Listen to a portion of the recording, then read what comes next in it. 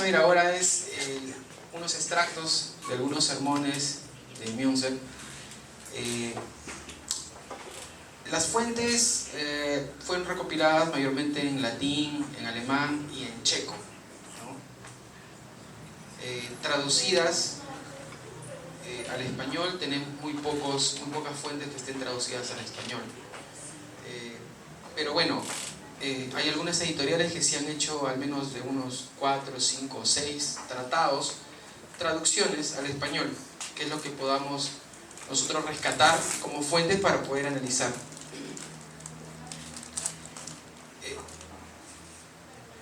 Por ejemplo, aquí tenemos un primer extracto de el documento que elaboró cuando estaba en Praga. Se llama Manifiesto de Praga, ¿no? Él lo llama así, ¿no? Tenemos aquí este extracto. Dice: quien ha recibido ni que sea una sola vez el Espíritu Santo no puede condenarse. Hay los que predican a la manera de Balaam. Ciertamente la palabra se encuentra en su boca, pero sus corazones se encuentran alejados 1000 millas de ella. Por eso el pueblo vive sin verdaderos pastores. Nadie le predica la experiencia de la fe. Estos curas, judíos y herejes pueden afirmar tan fuerte como quieran que eso tan osado, la experiencia de fe, no resulta en ningún caso necesario, porque uno puede alejarse de la ira de Dios por mediación de las obras y de las restantes virtudes tan excelentes. Sin embargo, conviene afirmar que todos ellos juntos jamás llegarán a saber quién es Dios en la experiencia, en qué consiste la fe verdadera, que es la realidad de la auténtica virtud. Él tenía un punto. Para él la fe, en todo caso, si podríamos decir la mejor fe, era la fe probada. Münzer siempre te hablaba de la fe probada. Esa fe que en la vivencia del día a día tiene marcada, ¿sí?, su acción,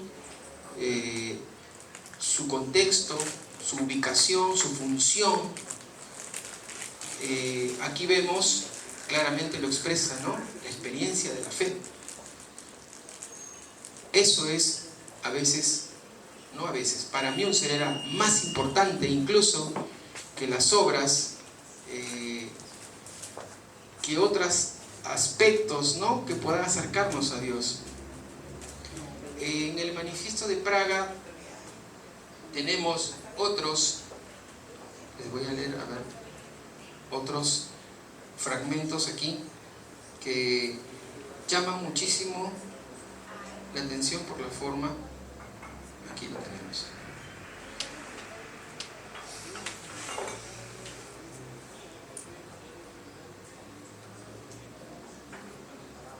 Miren, justamente para que podamos ver un poquito lo que para mí un ser significaba, por ejemplo, el aspecto del vaciamiento del alma, ¿no?, que él definía en su encuentro personal o su acercamiento a Dios. Él entendía el vaciamiento del alma, decía, él lo definía así, ¿no? Y después de vivir esa experiencia, al hombre no le quedaba más que seguir caminando con Dios por delante, ¿no? Y no había ninguna otra cosa tan primordial o tan necesaria en el ser humano que no sea proseguir con los caminos de su Señor. Por ejemplo, él decía así: es necesario decir que ni los curas ni los monjes han descubierto, ni jamás lo descubrirán, que a través de pruebas saludables y abismos provechosos, el espíritu providente provoca el vaciamiento. Porque estos tales no han sido poseídos por el temor de Dios, que es la única meta auténtica que han de alcanzar los elegidos, los cuales, por mediación de una tal efusión que el mundo no puede soportar, se ven desbordados y repletos de todos los dones. En resumen, todo hombre ha de poseer al menos 7 veces el Espíritu Santo. De otro modo no podrá escuchar y comprender al Dios vivo. Ya esto nos pinta cómo es que Münzer vivía, ¿sí?, su compromiso, su camino, su transitar qué era lo que lo motivaba, qué era lo que lo llenaba. Estos aspectos, que son a veces difíciles de entender racionalmente para algunos, son, digamos, la línea más fuerte que Müntzer tenía, ¿no? Por eso es que yo les comentaba y veíamos ahí que en un momento dado él podía sentarse a conversar con un anabaptista y no tener ninguna dificultad. Es más, coincidían en muchos aspectos probablemente. Dicen que Müntzer apoyaba, cobijaba ciertos aspectos en ellos. Pero bueno, también Müntzer, vamos a ver más adelante, se presenta al punto de hacerse llamar profeta, y cuando define lo que son los elegidos, también es otro aspecto teológico en los sermones o en la línea de pensamiento de Müntzer, bastante llamativo, digamos, ¿no? Avanzamos con uno más a ver. A los príncipes de Sajonia, esta carta dirigida a los príncipes, dice así: amados señores, ¿qué golpes más fuertes lanzará el Señor con mazo de hierro a las vasijas viejas? Por todo ello es necesario, altísimos y estimadísimos gobernantes, que aprendáis el conocimiento cabal de la boca de Dios. Y ni os dejéis seducir, ni dejéis que os traten con su paciencia y bondad fingidas. Porque la piedra arrancada de la montaña, sin el concurso de la mano, ha alcanzado un tamaño enorme. Los pobres laicos y labriegos lo ven mucho más claramente que vosotros. Imagínense. Sí, loado sea Dios, la piedra se ha hecho tan grande que si algunos señores o vecinos se propusieran perseguirla, diciendo que lo hacen a causa del Evangelio, serían ahuyentados por su mismo pueblo. Eso yo lo sé con absoluta certeza. Esta parte de la piedra sí es un punto o una interpretación o una alegoría que podamos nosotros mirarla, ¿no? Verla, analizarla ahora de Müntzer y dirigida a los príncipes de Sajonia. Nos pinta en sí cuál era el aspecto que Müntzer manejaba acerca del conocimiento de Dios. Cuando él dice, yo lo sé con absoluta certeza, yo vivo todo lo que estoy diciéndoles, lo vivo, ¿sí? Conozco, paso momentos, mi vida entera está en esa línea. Y una llamada de atención también, ¿no? Porque ustedes, al final, ¿no? Cuando dice, ustedes no lo van a entender, y los laicos, los pobres laicos y labriegos lo ven mucho más claramente que ustedes. Esa es otra llamada de atención muy fuerte también. Otro sermón que podamos ver aquí: ordenación y razón del servicio divino. Ha sido confiado a todo esclavo de Dios un servicio divino para toda la comunidad, que sea al mismo tiempo público y comprensible. Su misión no consiste en actuar a escondidas, sino más bien en la constitución y edificación de toda comunidad. Esa se alimenta por mediación del administrador fiel, que le reparte la medida del trigo en el tiempo oportuno. Esta palabra de Dios no puede permanecer oculta bajo ningún pretexto pérfido. Nada puede esconderse o mantenerse en secreto ante la cristiandad entera y en consecuencia ante el mundo. Les decía, para Müntzer, esa vida espiritual, esa dinámica o praxis espiritual que uno pueda manejar, no puede ser diluida, no puede quedar sin evidencia ante el mundo entero. ¿Sí? Se tiene que notar, se tiene que ver. Y un poco los protestantes, comentaba por ahí con un amigo, hemos heredado en parte esa profunda separación de los aspectos que en un momento dado Dios nos demandó, ¿no? Dejar. Y a su vez él me mencionaba algunas críticas al punto de decir sí, pero al punto que nos hemos separado tanto que hasta de la misma sociedad nos hemos alejado, con total de no contaminarnos, ¿no? De no estar allí. Lo hemos leído de esa manera, la lectura que hemos hecho, no nos vayamos a contaminar y como que hemos dado 2 o 3 pasitos detrás y nos hemos alejado de la sociedad, ¿no? Que se supone que es la cual nosotros tenemos que influenciar, o la cual donde nosotros vivimos, ¿sí? Y tenemos que caminar con ellos. Eso, sin embargo, lo que acostumbra a hacer quienes se apoderan de la clave del conocimiento de la revelación de Dios. Debería ponerse al alcance de la mano de los elegidos esa clave para que pudieran descubrir cómo ha hablado Dios por medio de Isaías 22. Esto lo estaba haciendo citando, bueno, viendo el texto de Isaías 22. Aquí tengo otro sobre la ordenanza. Por ejemplo,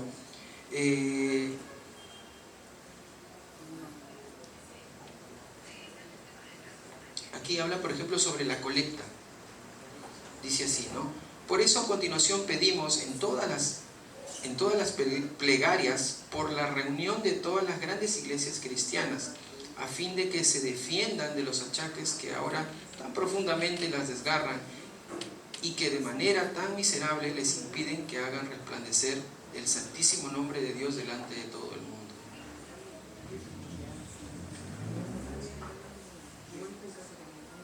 El credo, ¿no? En tercer lugar, los domingos y los días festivos, después del Evangelio, que se cante la reunión de todos los artículos principales de la fe.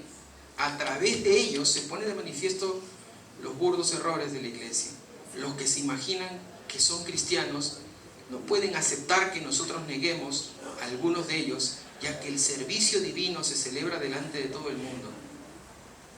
Después, en cuarto lugar, viene el sermón. Se encuentra ubicado para que pueda explicarse los cánticos del servicio divino, porque David dice: la explicación de tus palabras da inteligencia a los pequeños. Después del sermón se canta: ahora pedimos el Espíritu Santo, etc. Son una serie de pautas que él definía para los servicios, ¿sí? Para los servicios que le he dado. Creo que tenemos otro, ¿sí? A ver. Defensa bien fundamentada, otro artículo de él. Dice así: hasta el día de hoy no es posible encontrar ningún tipo de cambio en la ley. Cuando los impíos se sienten afectados por la ley, afirman con gran ligereza: no hay duda, ha sido abolida. Cuando se les replica que precisamente ha sido escrita en los corazones y como es conveniente que cada cual la respete a fin de seguir el camino adecuado que conduce al origen de la fe, entonces el impío se mofa del justo y proporciona una explicación completamente simplona de la doctrina de Pablo, que incluso se convierte en objeto de burla por parte de los niños. A pesar de todo, sin embargo, el impío pretende ser el más sabio de la tierra y se jacta que nadie puede compararse con él. Por eso llama pobres de espíritu a cuantos buscan con entusiasmo el espíritu. En este mismo sermón, él tiene una parte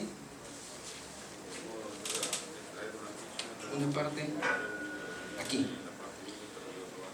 Dice así: no hay ningún tipo de duda de que sería mucho más provechosa que yo enseñara al pobre pueblo una doctrina buena, que no me dejase implicar en una disputa con el monje blasfemo, que quiere ser nuevo Cristo, que con su sangre ha ganado gran cantidad de bienes para la cristiandad y además lo ha hecho para una causa excelente, para que los curas puedan casarse. ¿Qué debo responder a eso? Probablemente no encontraré nada, porque tú lo has visto, tú lo has previsto todo absolutamente, al menos a eso es lo que crees. Observa de qué manera tan refinada en la declaración del primer mandato imperial has sacrificado en la mesa del carnicero a los pobres curas. En él afirmas que ellos deben soportar pacientemente lo que haga falta, a fin de que tu doctrina no sea incriminada. De esta manera, sin parar, continuarás haciendo muchos mártires e incluso cantarás un par de cancioncillas y un poco tiempo después serás confirmado como un propiciador extraordinario de salvación. No hay duda de que entonces podrás cantar a tu manera y todos los demás podrán repetir tu estribillo. El monje baila para el mundo entero que le hace corte. Aquí definitivamente nuevamente vuelve a citar a Martín Lutero, los adjetivos que dice, pero creo yo que en la mayoría, en los sermones que estamos viendo, queda claro el aspecto en sí espiritual que Münzer quiere dejar marcado, queda clara la influencia, ¿no?, que ha tenido propio de la época, y que la cual lo ha llevado no solamente a realizar una praxis nueva, distinta, sino que esa misma vivencia es la que lo ha motivado a realizar todo lo que acabamos de ver en su desarrollo biográfico, ¿no?, que culmina en un movimiento, un levantamiento, ¿no?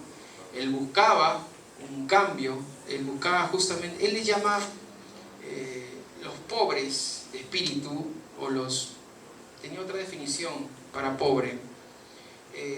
Para él eso era una motivación, para Münzer era una motivación luchar y buscar por ellos. Él decía, como los evangelistas también resaltaban acerca en el mensaje de Jesús, las acciones hacia los pobres.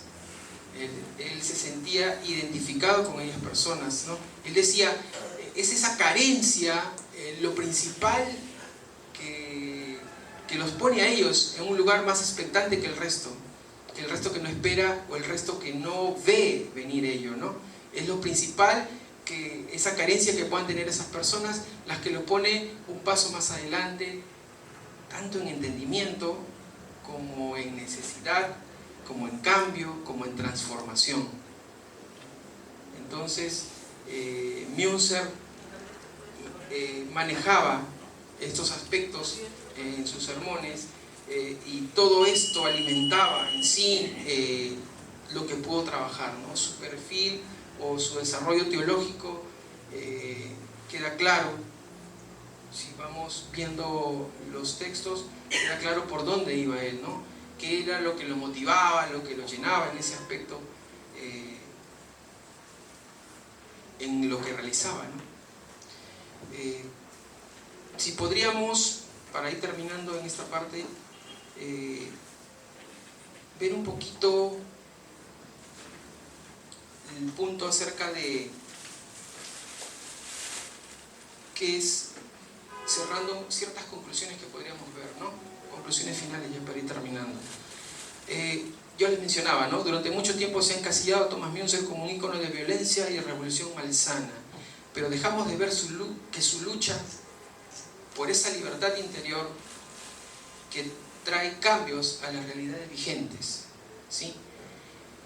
Queda claro que su movimiento buscó ese volver al espacio de una espiritualidad basada en un orden, el de Dios, que empieza en el compromiso y cambio interno, experiencia de fe o fe probada, ¿no? Que era lo que Münzer siempre hablaba, siempre dejaba en claro, y que debe producir cambios en el externo, en la realidad vital, ¿no? Él decía, sí, tiene que haber cambios externos. Si vives ello, si sientes, si te acercas a Dios, si estás buscando de Dios, si quieres ese encuentro, pues entonces tiene que mostrarse, ¿no?, esos cambios en el externo, en esa realidad vital.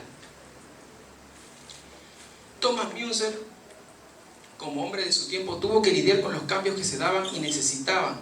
Tal vez la razón por sí sola no pudiese representar pasión y compromiso. Les comentaba con alguien en el receso, racionalmente hablando, podemos montarnos un proyecto como el que montó él, solo basados en aspectos racionales. La verdad que necesitas una fuerza de convicción muy grande, y eso sí tiene que ser algo muy interno para poder llevar esta vida y al final terminar tu vida de esa manera. No le veo otra manera. Pero la convicción del Espíritu sí transforma al interior para que haya también un cambio exterior. Y lo que les decía, ¿no? Esa es una invitación para cada uno de nosotros. Hoy en día, un acercamiento al pensamiento de Münzer en América Latina es importante, porque pasamos por muchos conceptos de revolución, matizados políticamente, socialmente, etc. rescatar el valor que Münzer le dio como compromiso radical, que parte de una conversión interior intensa, nos llevará a mirar con esperanza, a ser intransigentes con todo tipo de deshumanización y conformismos inoperantes. Vivir eso en el interior definitivamente nos hará más cercanos del prójimo, más humanos y, como dice allí, intransigentes con todo tipo de deshumanización. No vamos a jugar a medias cuando se trate de alguna acción que a las personas o al ser humano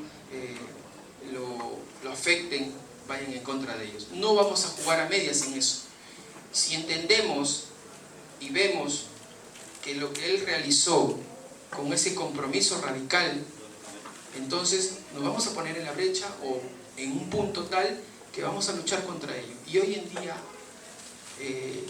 entiendo yo, y yo sé que ustedes también lo han visto, que en realidad la deshumanización es algo que estamos mirando ya casi muy habituados, ya creo que lo miramos como algo normal y no debería de ser así, y no debería de ser así.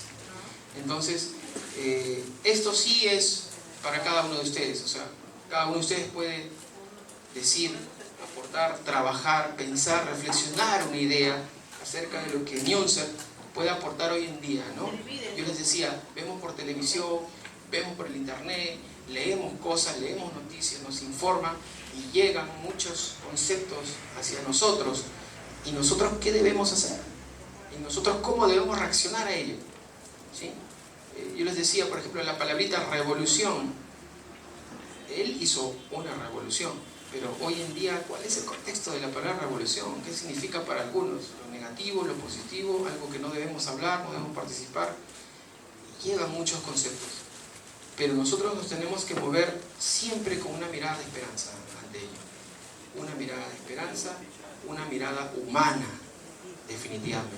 Esa mirada humana en la que nosotros tendríamos que retomar, construir, afianzar, propagandear, si gustan, hacer de todo para que ese lado humano esté allí presente. Y más que somos participantes de comunidades religiosas, entonces estamos rodeados de todo ello. Y es donde nosotros deberíamos trabajar y participar. Bueno, eso es en sí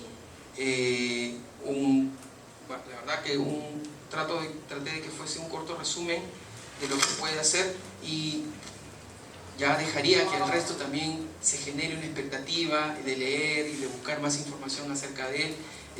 En español, como les digo, tenemos tal vez muy poca información. Sí hay en latín, en inglés, en alemán, hay información acerca de él. Y podríamos hacer tal vez un conversatorio después sobre lo que es la línea en sí de pensamiento de Thomas Münzer, ¿no? Así que, bueno, les agradezco su participación, su tiempo. No sé si habrá ahora un momento en que puedan hacer preguntas. Les agradezco. ¿Sí? El hermano. Ya. El hermano y se lo pasa. ¿Sí? ¿Cómo lo hacemos? Yo lo escucho.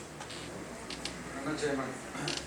Quería preguntarle con respecto a al paralelo que hay entre Lutero y Münzer, con respecto a su patrocinado.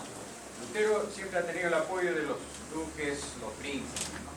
¿Cómo él tuvo que afrontar todas esas convicciones para seguir adelante, siendo soltero, siendo familia? Porque era una situación muy conflictiva y bastante fuerte. Entonces, mi pregunta es, ¿cómo lo patrocinaba? ¿En qué se basaba su patrocinio? ¿De dónde tenía recursos para seguir adelante? Aparte de su fe, ¿no? Ya, creo que hemos visto que muchas personas, la parte o la historia de la reforma, ellos no hablan de solo un tipo de reforma, ¿no? Ellos hablan de vertientes de la reforma. E incluso la misma reforma protestante también maneja conceptos al respecto. Pero, a ver, algunos denominan una reforma de corte magisterial, y a la reforma de corte magisterial se le asocia mucho a Martín Lutero. ¿Magisterial en qué sentido? Porque están las autoridades de por medio, ¿no?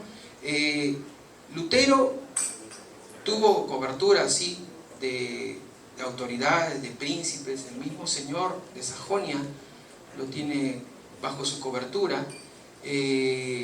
La pregunta ahí sería, ¿y por qué el príncipe de Sajonia decide cobijar a un monje en ese momento, ¿no? Porque era un monje que en ese momento tenía un escenario, una disputa, había empezado ya a plantear una idea que tal vez ante la Iglesia Católica en ese momento resultaba tal vez llamativa, relevante, generaba una expectativa muy grande, ¿no?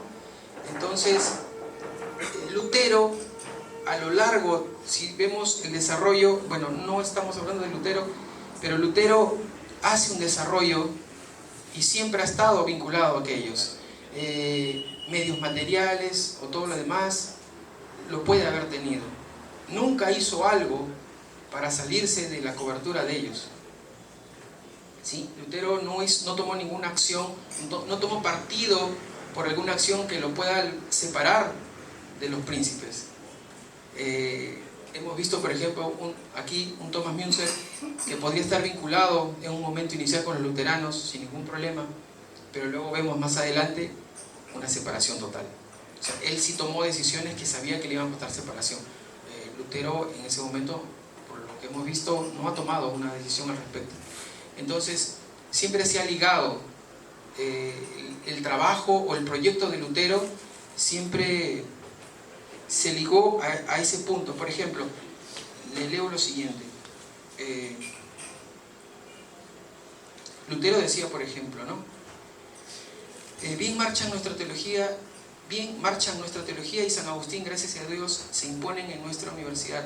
Aristóteles va de caída, precipitándose poco a poco hacia su futura ruina sempiterna. Las lecciones sobre las sentencias aburren soberanamente y no podré esperar oyentes el que no se dedique a enseñar esta teología, es decir, la Biblia. San Agustín, otro doctor eclesiástico de autoridad.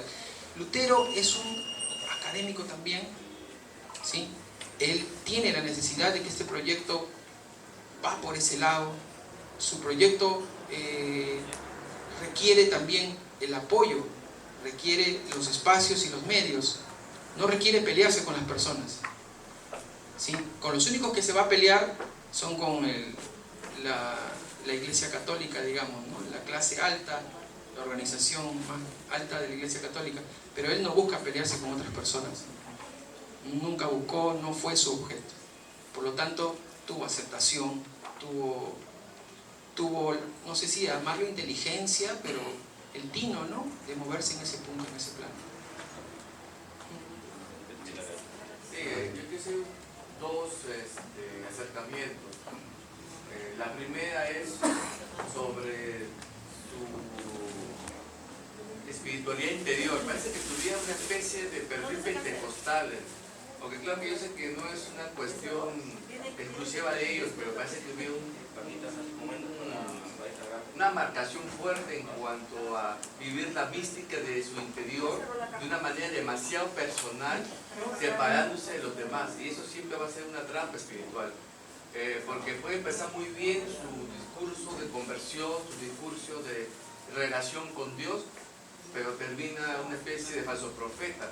Entonces yo quisiera preguntar sobre este punto, ¿cuánto tiene de profundizar, ¿no?, porque lo han mencionado, cuánto tiene de influencia en su relación con los anabaptistas, porque ellos también crearon